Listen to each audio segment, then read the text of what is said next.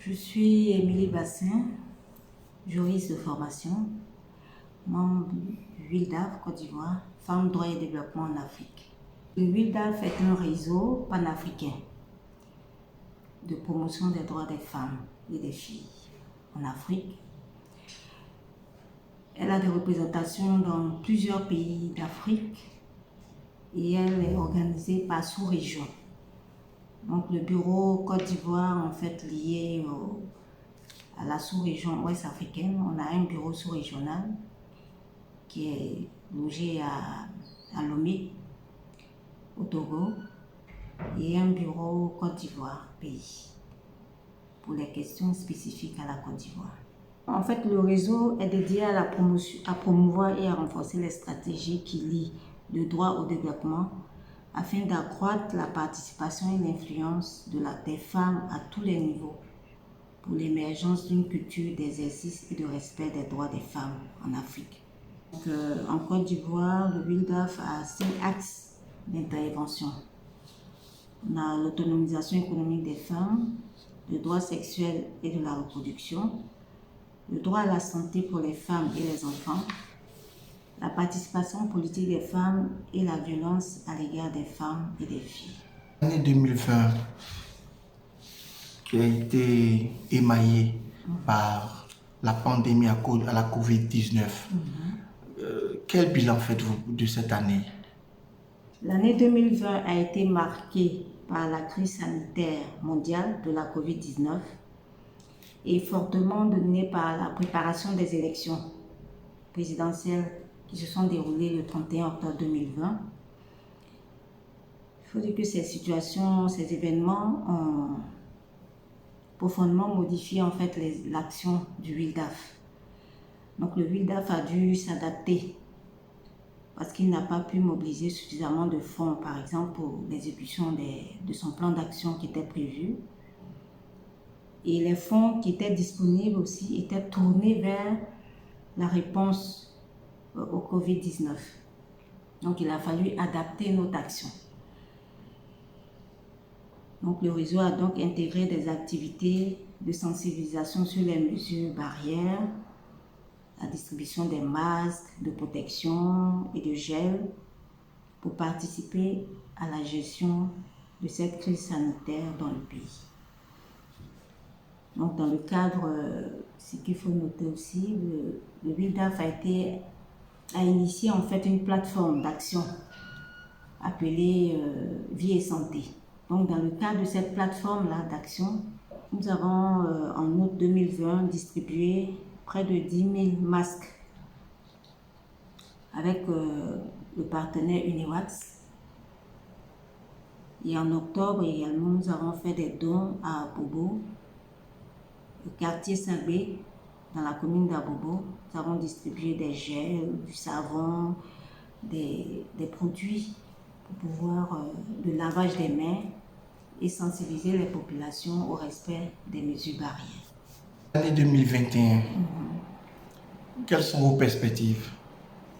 Toujours dans le bilan de l'année 2020, des projets en cours ont été continués ou achevés. Parce qu'il y avait des projets qui avaient été commencés avant l'avènement de la pandémie, tels que le projet Village de la Santé, qui est un programme en fait mis en œuvre par une plateforme composée de 4 organisations, le WILDAF, l'Association ivoirienne pour le soutien et l'assistance aux femmes, l'Association ivoirienne de lutte contre le cancer et le réseau national des agro-transformatrices de Côte d'Ivoire.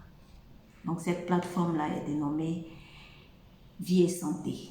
Donc dans le cadre de cette plateforme, il y a eu des actions qui ont été menées, des sensibilisations et des campagnes de dépistage du cancer du col de l'utérus et des hépatites virales. Dans la commune d'Abobo, dans le quartier Biabou, également dans le département de Madinani, en partenariat avec le COSIM. Ensuite, il y a eu le projet, on avait un projet qui avait été commencé, le projet Femmes occuper les médias. avec le partenaire Panos, projet dans lequel le WILDAF était bénéficiaire. Et donc, dans le cadre de ce projet, plusieurs activités ont été menées depuis le début, c'est-à-dire depuis 2017, et le projet devait prendre fin en 2020. Le projet a été clôturé en 2020 par un atelier de formation destiné à 15 leaders d'organisations de défense des droits des femmes, en vue de renforcer leur capacité à communiquer à travers les médias de grande audience sur les problématiques liées au viol sur mineurs et à la participation de la femme dans la vie politique.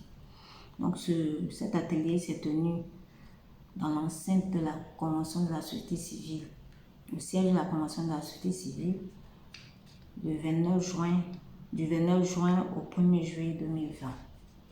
Nous avons également eu un projet, le projet campagne d'information et de sensibilisation sur le corridor Abidjan, Accra, Lomé, Cotonou, Lagos, qui est un projet qui avait été initié en 2019 et qui devait continuer sur le premier trimestre de 2020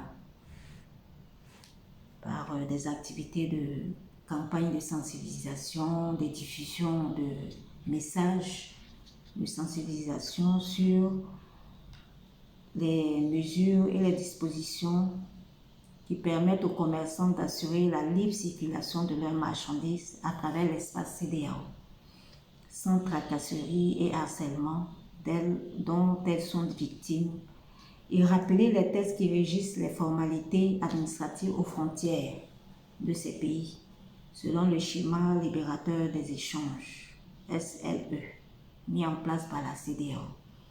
Donc ce projet qui avait été débuté au dernier trimestre de 2019 a pris fin au premier trimestre 2020.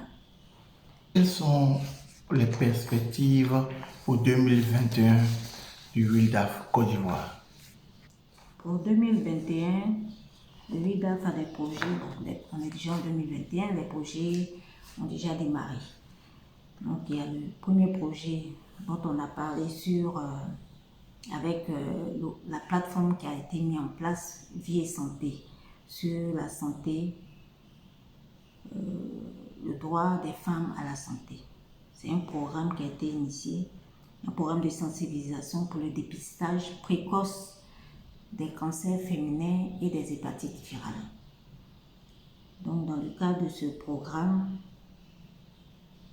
plusieurs actions seront mises en œuvre, telles que ici, il y a eu déjà le lancement le 19 février.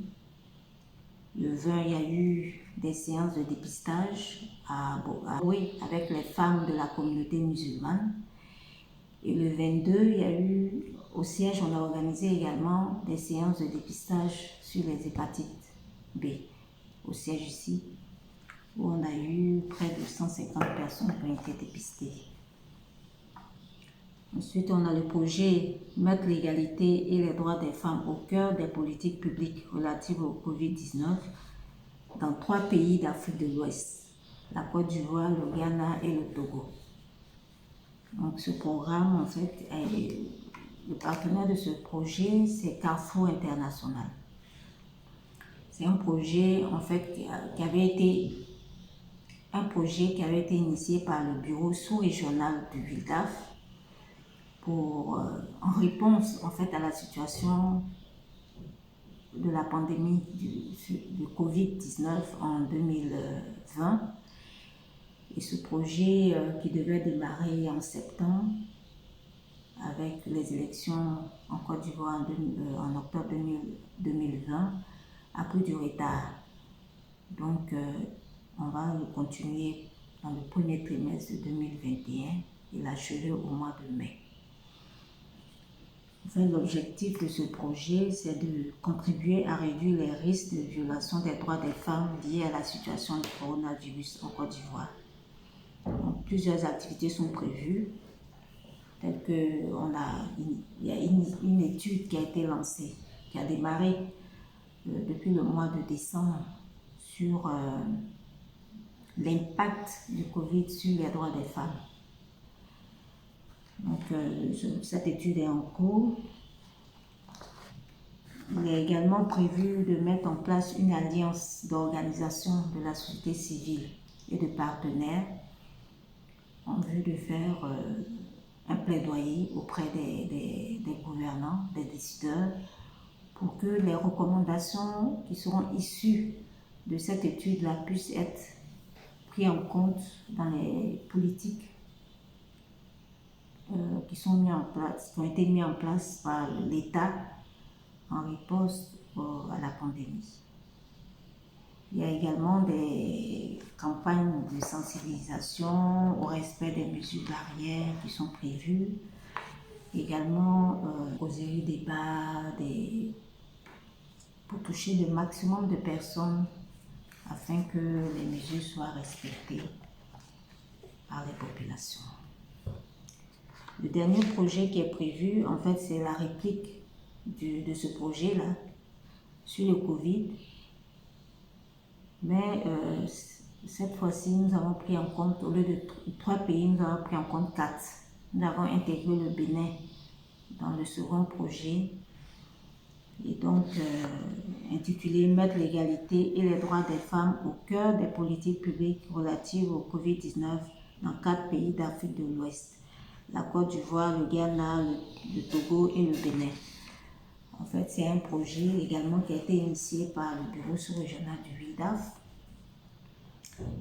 Et l'objectif, en fait, c'était de continuer parce que le premier projet, c'était vraiment un projet ponctuel de 6 mois. Et le second projet vient un peu compléter le financement qui était prévu pour que le projet puisse durer 1 an. Et a pris en compte un 4e pays. Je dirais merci à tous nos partenaires parce que depuis la création du WILDAF en 1999 et l'effectivité des activités en 2005, il y a beaucoup de partenaires qui nous ont fait confiance et qui continuent de nous faire confiance. Donc, nous leur disons merci. Merci également aux ONG avec qui on s'associe souvent pour que notre action puisse être plus efficace dans le cadre de certaines plateformes qu'on met en place ou des alliances d'action en fonction des sujets qui sont traités et en fonction des activités qui sont prévues. Je peux lancer je voulais remonter à un point que l'OMS a noté le 26 juillet 2019 dans la perspective de la journée mondiale contre l'hépatite. Donc l'Organisation mondiale de la santé précisait que plus de 95% des décès sont dus à des infections chroniques par les virus de l'hépatite B et de l'hépatite C. Alors que les hépatites entraînent rarement des maladies, les hépatites A et C entraînent rarement des maladies potentiellement mortelles.